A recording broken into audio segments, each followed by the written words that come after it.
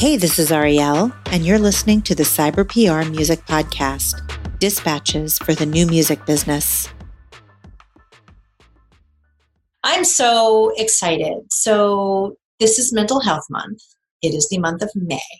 If you are watching this not during the month of May, that's okay, because this episode is with one of my favorite go-to people for all things mental health. All of it. Including my own.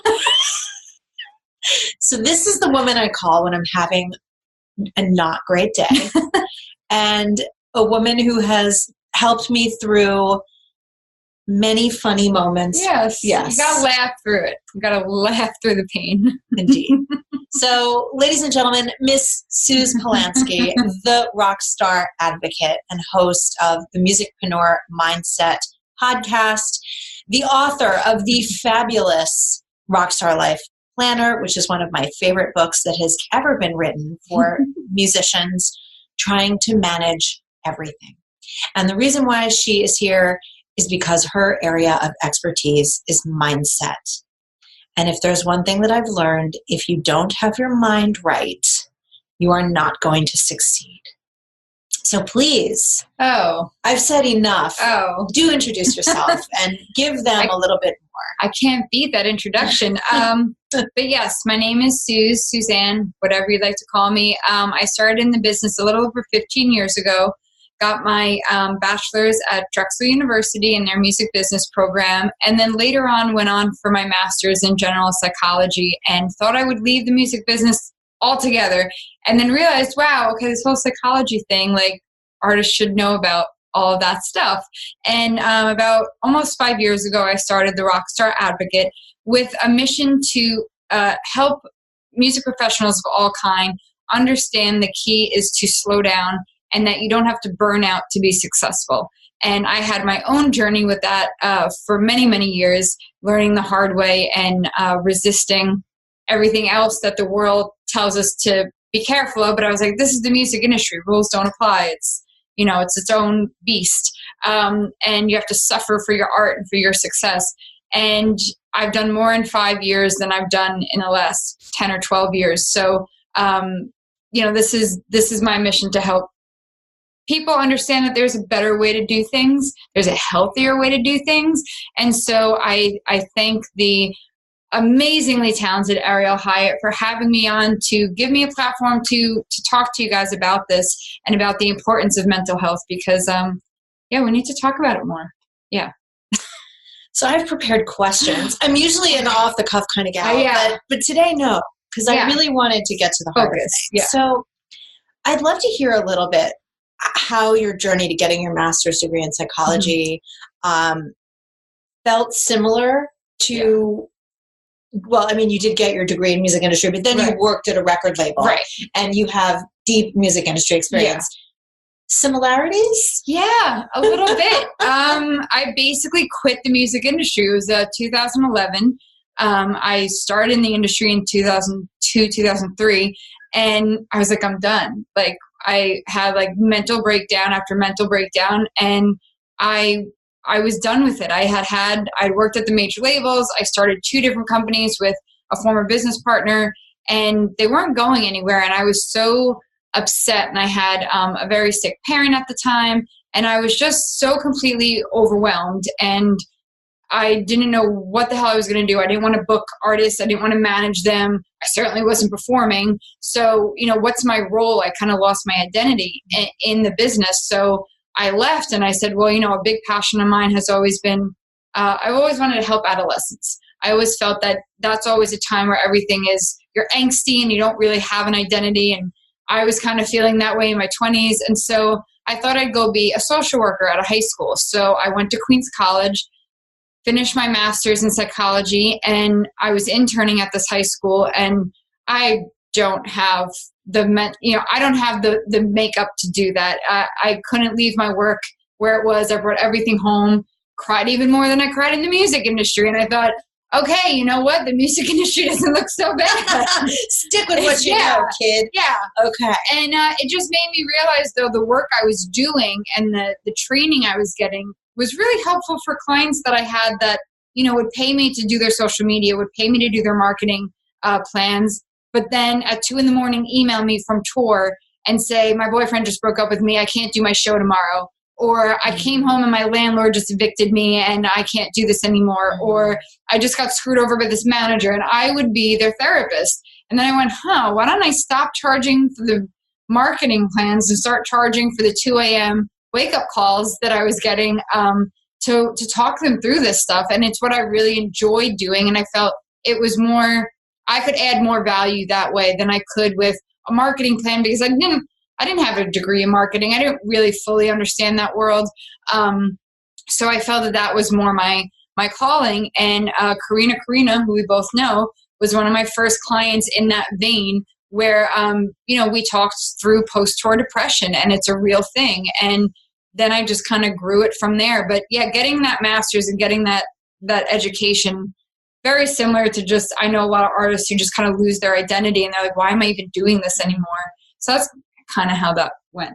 Yeah. I love that was part of your journey, because until you walk a mile in someone else's shoes, right, it's very hard to put yourself in anyone else's position. So on that note, we were trying to prepare for what we wanted to say today for Mental Health Month. And Suz and I identified 3 artists that who have been very open about their mental health journeys, and they're independent artists. So we've all heard about some very famous celebrities like Kanye and Gaga, sort of suffering with mental health things. Right. But I think it's very hard when you look at someone who's already all the way up there to see yourself in them. Sure. So we did identify 3 artists at different stages of their career, but we're going to tell their stories a little bit because there's a lesson in each of these 3 stories. Yeah. So the first one we talked about was Allison Stoner. Yes. And this is someone you're very familiar with. Yeah, she actually, many of you might remember, Missy Elliott back in the day had all of her big hits and had this little girl with these cute little pigtails would dance in her videos. And that was back in like the early 2000s. And that was Allison Stoner. And she's now grown up. She's, I think, like in her early 20s, maybe even 19. But she, after dancing for Missy Elliott, went on to get roles on the Disney Channel and have a singing career and a dancing career of her own. She's a choreographer. And she's become really outspoken about many things, but most importantly, mental health. And she was recently interviewed on the red carpet about a month ago, just saying, what can the industry do? She's been in the industry for so long and she's worked with all the major artists, and she's been on the acting scene and the singing scene and the dancing scene. So, what was her advice for the industry to really have a better relationship and take more responsibility for the artists they invest in? And she had a really good answer. And she said, we're not going to get their attention by pulling at their heartstrings, saying like, oh, help your artists who are suffering. We're going to get their attention by talking about bottom line, and their bottom line for their numbers and for their investment, which are these artists and these dancers and actors, is to have a mental counselor on hand, on set, in the studio, on tour, having mental professionals there to help, because it's really going to invest in the longevity of their artists' careers. And so she was, pleading with different agencies and different labels to really, you want to protect your investment, so protect their mental health and look at it as an investment and not as, some extra luxury thing. Because, look at all the artists that we have joining the 27 Club. And, Britney Spears recently put herself back into a mental health facility. And all these other artists have come out recently saying that they need to go seek help. Mariah Carey came out and said that she was recently diagnosed after years of struggling with, different breakdowns that people were calling her out on and stuff like that. They were just calling her a diva. Yeah. But she's bipolar. But yeah, exactly. Like she had a difference. Yes. And taking the stigma out of it and actually giving it a name and something that they can really grab onto and get help for. Allison Stoner was really great in, pushing that idea and understanding if you care about your investment, if you're only going to care about the bottom line, this is just as important because it protects your investment, if that's the way they're looking at it. Because she had been put through the system without support. Yeah. So lesson number 1, don't go through the system without support. Right.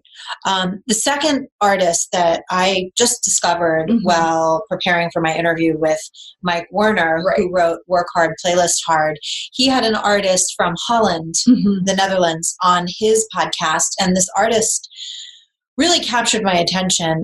He's Joey Suki. And Joey Suki was an EDM DJ and very successful, touring almost every weekend, playing huge festivals, the big resorts and hotels. Everybody's dream, right? Everybody's dream, the EDM dream. Right. And he suffered a breakdown. Yeah. And he's very candid about it. He's quit music. He's just now coming back after a couple of years. Right. But he bottomed out. And the way he tells his story on Mike's podcast is really moving, where basically he says he went to see a therapist when he was feeling really burned out and sad and it wasn't working. And the therapist said, well, this is first world problems. Like, you're flying first class, you're staying in really nice hotels, like you're going all over the world. You have nothing to complain about. You're not a suffering artist. You're not starving. And it wasn't until he very tenaciously went to another therapist, and this therapist pointed something out, which I think is something that we forget about, especially the seductiveness of the idea of being in music, right? If you're on the industry side or if you're on the artist side, is you just want to do that thing.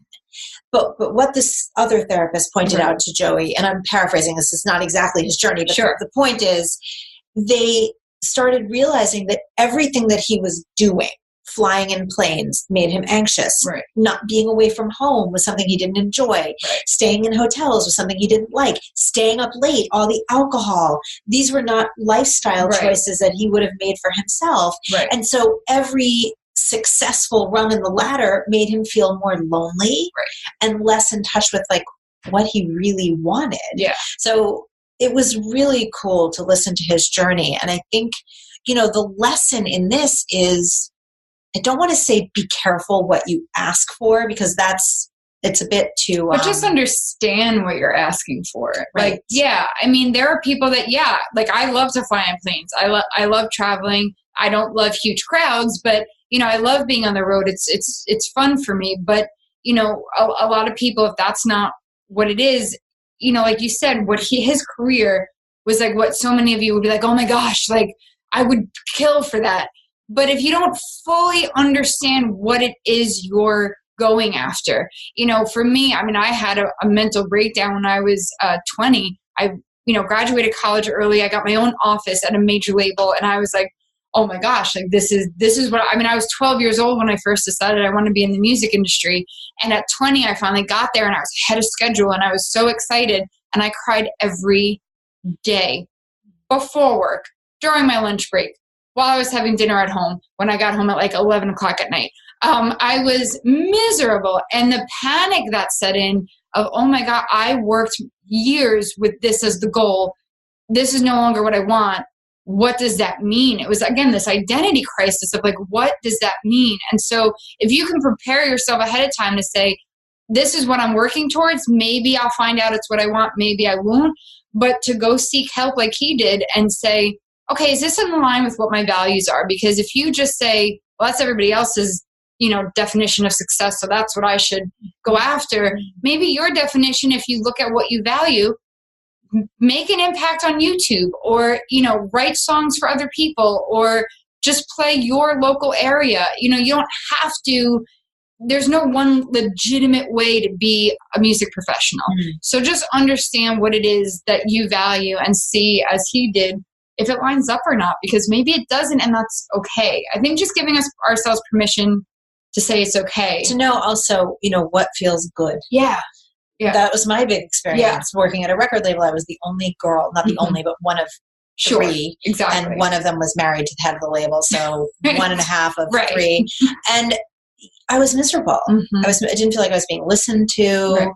I didn't feel like I was being a contribution. I was really young and ambitious. Anyway, when you begin to define it on your own terms, it does help your mental health. Yeah. So the third artist is someone you're actually personal friends with, and he was on your podcast talking about something that's really poignant? Yeah, so I want to give the big love to Cypher Sounds. He's a DJ.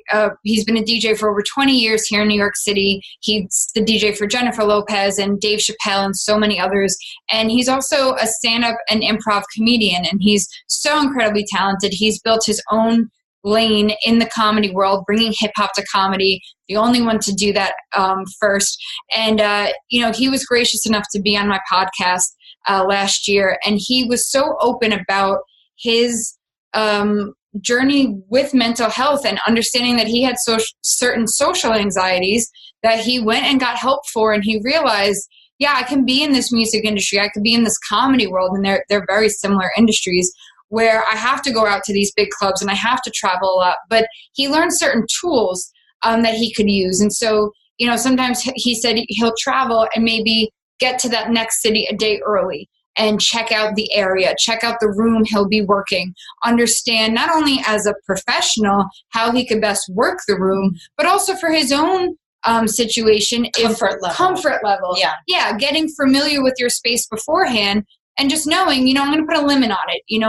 I don't drink. I don't get involved in heavy parties. And so I'll meet the people I'm meant to meet. And then I'm going to bounce and do my own thing, if he felt that way. And what he found was once he set those barriers for himself, once he was able to set that structure, he actually stayed longer at the events. And he actually had more fun at the events because he understood there was an exit plan if he needed it. And so there was that different bit of comfort rather than this panic, like you're tied to this thing that you can't get off the ride. And he learned that you can get off the ride if you want to.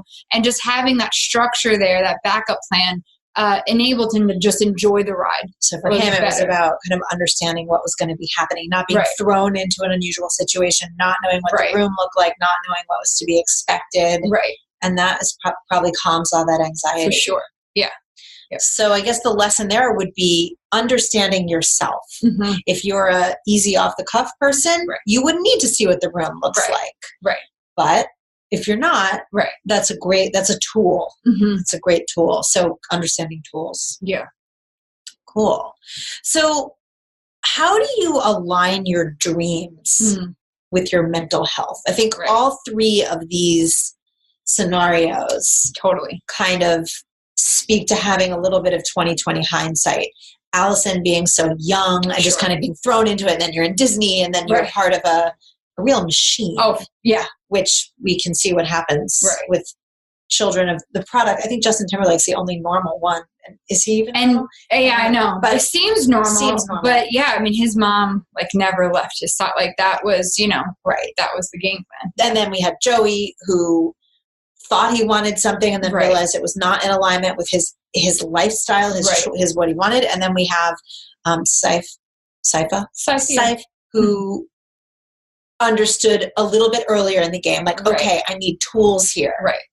And understood that it was a business. Didn't get, we also talked about not getting so distracted by the shiny objects that it was he knew I need this to be sustainable. So I'm going to be in this for the long haul. I'm committed to this. So how can I make it sustainable? And I think that's one of the big things. But yeah, in terms of aligning your dreams with your mental health is understanding, sustainability, understanding this isn't just, I don't want to be just a one-hit wonder shot in the dark. This is what I love, my passion, it's what I want to do for a very long time. Then I need to protect myself. Nobody else is going to protect this but you. So making sure, as we said, you have those tools, you have that support system. What Allison Stoner said in terms of the labels and the agencies having those counselors on site, yes, that's wonderful, and I hope that happens. But in the meantime, it's on you then to make sure you have access to those counselors and to that support. So what does your support system look like? What are the tools you can have in place to learn? And then as Joey learned, what are your dreams? I think the reason it doesn't often align is we don't take the time to think.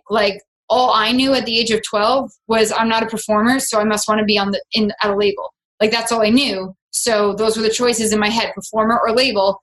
I'll go for the label. And that's all I thought about. And it took me years to understand I can make my own role. I mean, I didn't know if a mindset coach existed in the music industry, but through my education and through understanding, what people I worked with were finding valuable about working with me, then came the career after that. So understanding, always reflecting. I think reflection is a huge piece of it. As you do certain things, when you hit a hurdle or when you have a kind of crappy day, think why. Think like, why did that feel crappy? Was it a really like not a great situation, or was it seemingly a great situation but didn't sit well with me because it's not in alignment with what I need?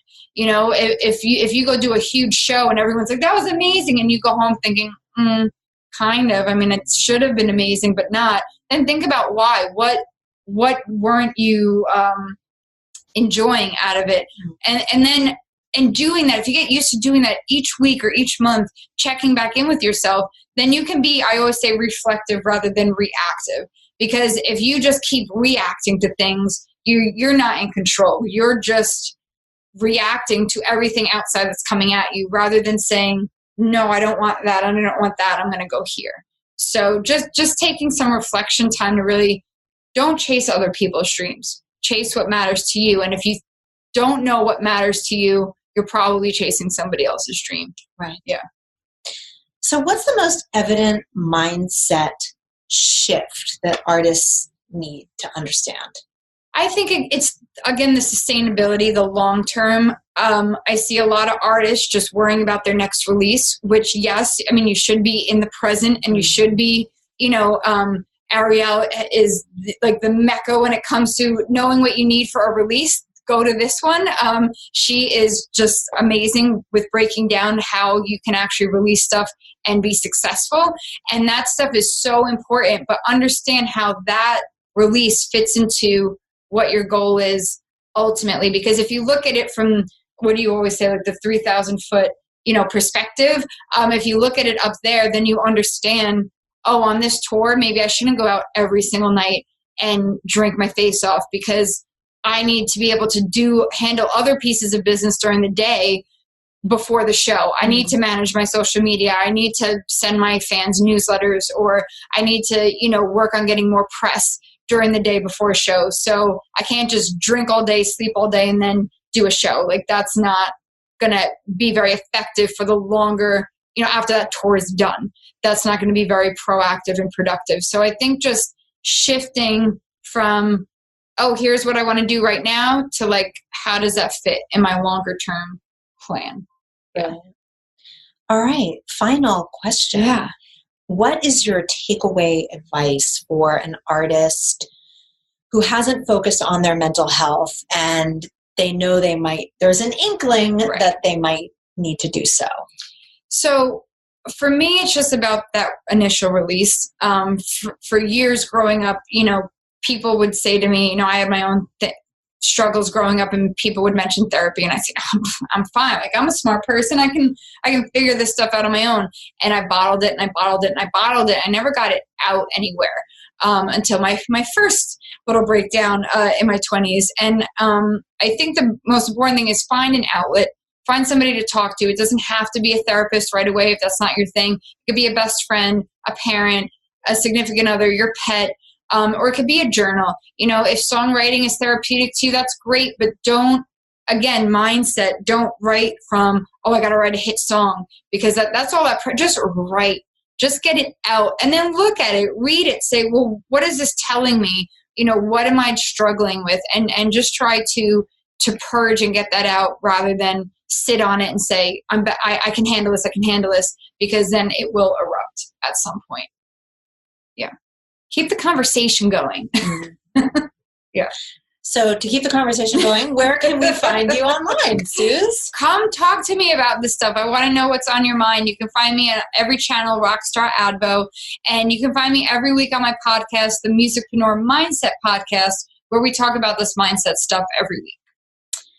So there is so much information jammed into this. Look in the show notes, where you will find links to Suz's podcast, to her website, to the 3 artists that we have talked about during this little session. Thank you so much for your time. Thanks for having this platform available. Everybody be well. If you're interested in learning how to release music with ease, I encourage you to check out Cyber PR Lab 3. In this 3-part masterclass, my guest instructor, Suz Paulinski, who's also known as the Rockstar Advocate, and I, will take you through setting your music release goals, creating your messaging, and executing on your marketing and release timeline. Whether you're releasing singles, EP, or a full album, this class is for you. To learn more, visit cyberprmusic.com, click on Services, and then on Labs, and I'd love to see you in the course. For more information and show notes, please visit us at cyberprmusic.com.